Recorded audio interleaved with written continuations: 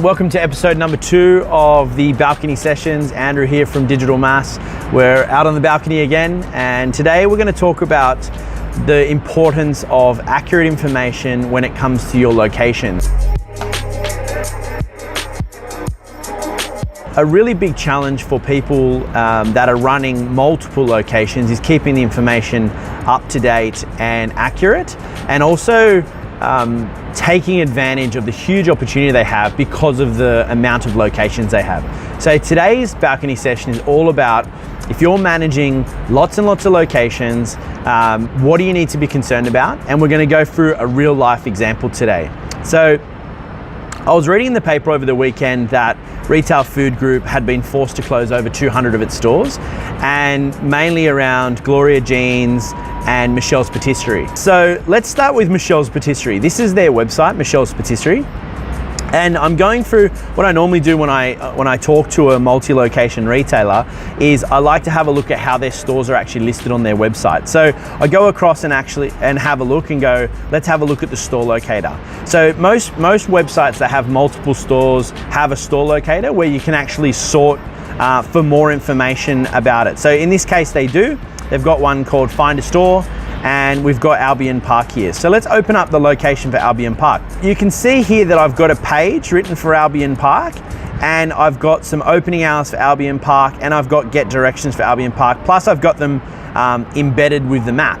Now, the map that's actually embedded is the location of the actual coordinates of the store, but we haven't embedded the actual map itself. So Google gives you the ability with Google Maps to copy the details of your Google My Business page and embed it on the page. What we've got in this one is just the embed. So what I'm seeing here is every other Google Maps location around the area. We've got Ray White, ANZ Bank, Golden Century. We've got everything but Michel's Patisserie Google My Business location. The second thing that we're going to look at is have a look at Cake Shop in Albion Park. So you would think Michel's Patisserie, the primary thing that they sell is cakes. They may also do coffee, but the primary thing that they do is cakes. So we're going to look at Cake Shop in Albion Park because cakes is what they do and Albion Park is the location. And you can repeat this for every single location that you have. But I'm now looking at Cake Shop in Albion Park. The first thing you'll see is that no one is bidding on this term from Google AdWords. So no one is actually running an ad on Cake Shop Albion Park. So there's the first opportunity. Second thing is there's 3 maps listings coming up. So we've got Cheesecake Shop in Albion Park, we've got Caker's Warehouse, and we've got Connie's Cakes. So they're the 3 maps listings that's coming up, even though we know that there's actually a Michel's Patisserie in this location. So what is it that Cheesecake Shop Albion Park, Caker's Warehouse, and Connie's Cakes are doing? It's all about the categories. So have a look at the categories. Cheesecake Shop is using the primary category of cake shop. And that makes sense because the Cheesecake Shop is a cake shop. The second one is Caker's Warehouse. They're using cake decorating supplies. So do Michel's Patisserie sell cake decorating supplies? Potentially, but it's probably not their primary category. And the third one is Connie's Cakes, which is actually listed as a bakery. So maybe Connie's Cakes does more general sort of cake-related items. If I scroll down first, you'll see the listings coming up. So we've got local search, we've got a Facebook listed for Albion Park Cakes, we've got Caker's Warehouse, we've got Cheesecake Shop, Yellow Pages. Then all of a sudden, in position 7, you can see we've got Michel's Patisserie Yellow Pages directory listing. So we still haven't hit the website. We still haven't had a listing. And if we go down further, I've actually got 100 listings showing up per page. We finally reached Michel's Patisserie in position 17. So organically, they're ranking in position 17. And the page that's ranking is actually the homepage, not the cake shop page. Even though we know that Michel's Patisserie has a dedicated page for the Albion Park store. So why is the Albion Park store not showing up in search results? Now, I want you to pay particular attention to the URL. You'll see it says michelspatisserie.com.au/albion-park-2527.html ? Store equals Michel's. That's an ugly URL, right? They should have Cake Shop Albion Park in the URL. Cake Shop Albion Park, cake shop / Blacktown, cake shop / Mount Druitt, cake shop / North Sydney. That's what the URL should be for each of these locations. So Michel's, because they don't have the word cake shop in the URL is not being used to its full potential. You'll also notice that we've got no content on this page about cake shop. So nothing on this Michel's Patisserie landing page for the store has the word cake shop in it. Doesn't say what range of cakes they have, doesn't have anything to do with the store, doesn't tell me how to get there. You know, we're located in the Westfield shopping town, just up from the escalators. All this sort of information is what makes a rich location page. There's just nothing there. So it's no surprise that if we go back to the search results, that the homepage is ranking in position 17.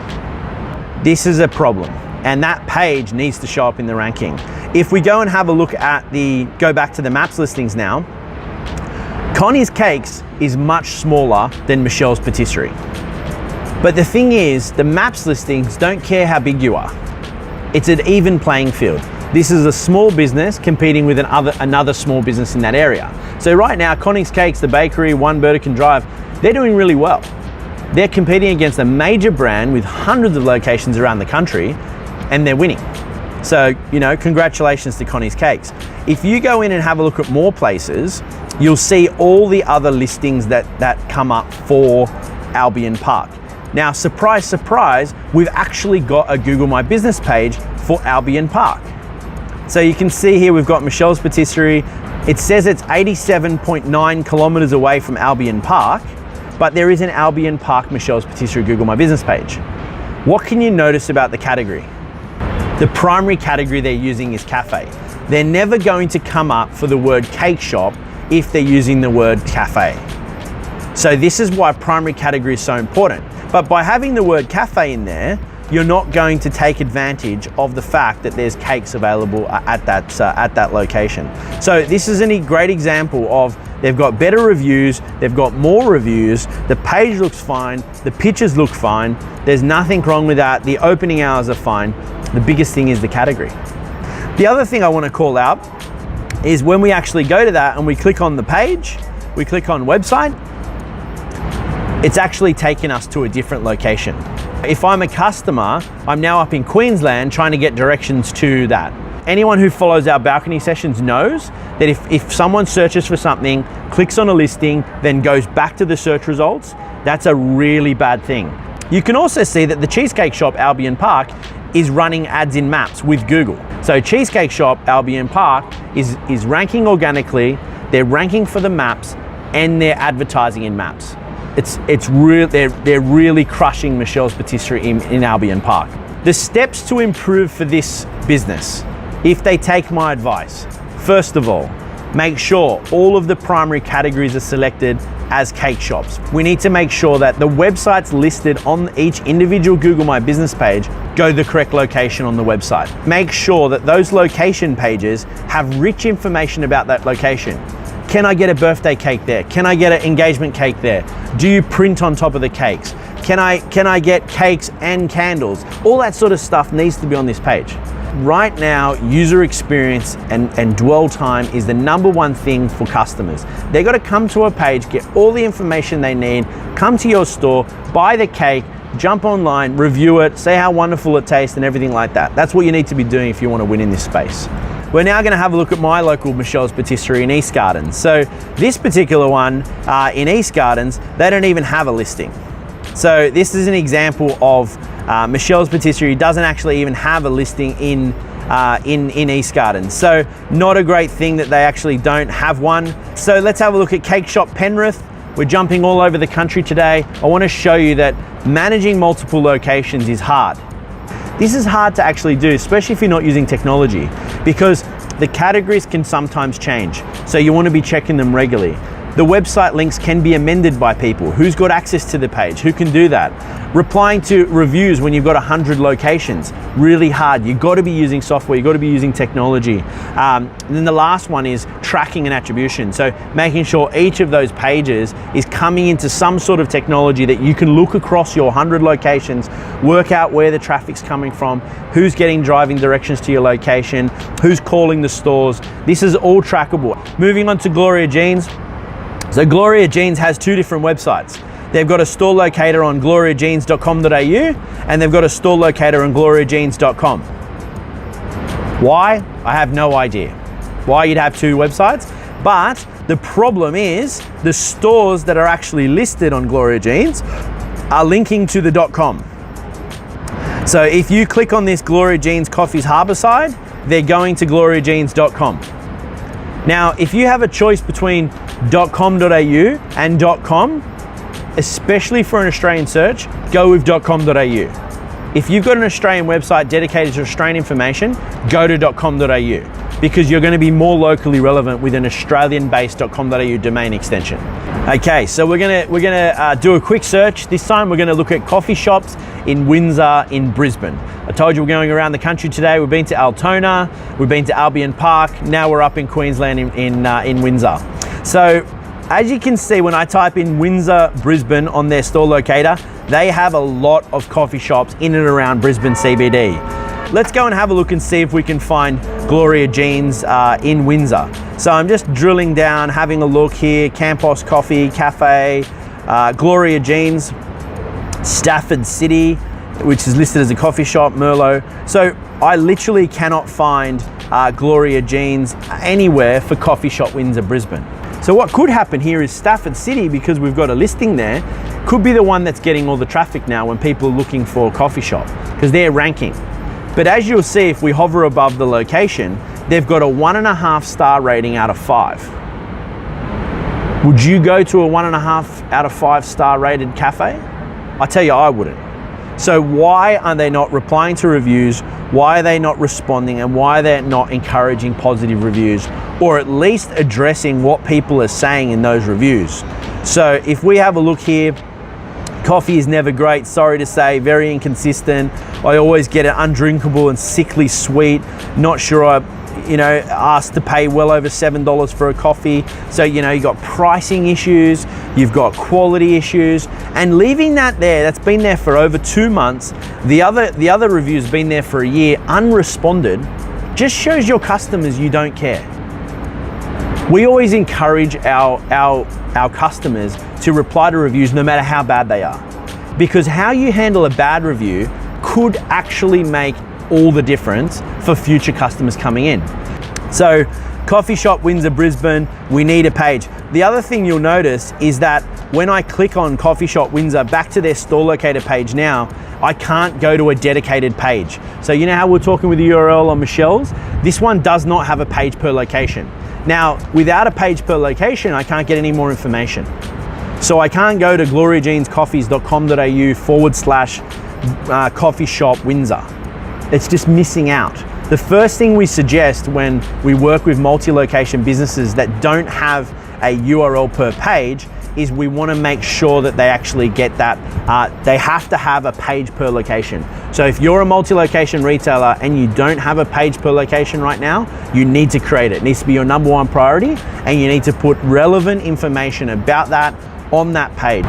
All right, let's go into to actually having a look at Google My Business. We talked a lot about categories today, and I'm going to show you where you can actually edit your categories in Google My Business. So inside Google My Business, there's 2 places you can look at Google My Business. This is business.google.com, and here you can see your information about your business. So you can see here our categories are marketing agency, web designer, advertising agency, graphic designer, marketing consultant. And you're like, hang on, Andrew, you just said choose the one primary category. We did. It's marketing agency. There's no digital marketing platform as a category, but marketing agency is our primary category. So you have to select a primary category, and then you can add up to an additional 4, sometimes more. You can add multiple categories. Don't add any category that doesn't make sense to your business. So don't go in and put, coffee shop if you don't serve coffee just to try and get more people in. It won't work. You've got to stay focused in what you do. So we can't just all of a sudden go in there and say, we're a video company, because we're not. So we won't put that in there, because it needs to stay focused with what you've got. Make sure your address is correct. Make sure your opening hours are correct. Put in links to your website. Put in links to how people can book appointments with you. If you're a restaurant, put in a book now so people can go straight there.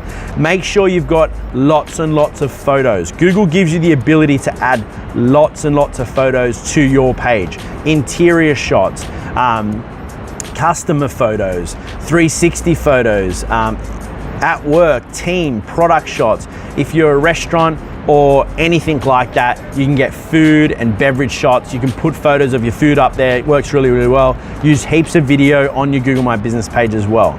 The main thing, videos aside, posts aside, choose the correct category. Because without the correct category, you can have Steven Spielberg, cinematographic sort of videos. It won't matter because it will never show up. So they'll never be seen. Let's have a look why Cheesecake Shop's doing so well. We've got 60 seconds left on this balcony session. Here's an example of their competitor with Albion Park. As you can see, address information, opening hours. I can click through to a dedicated page about that location. I've got the map embed. They've got lots and lots of information. We bake in store. They're addressing that freshness. Obviously, that's something that is specific to people looking to buy fresh cakes. They've called it out with a nice little image there.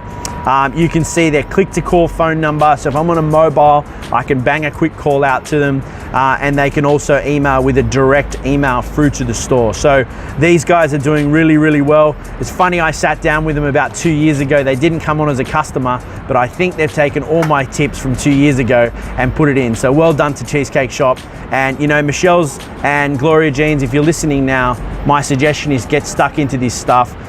For the remaining stores that are open, it's what you need to be doing. And thank you everyone for balcony sessions today. I look forward to episode 3.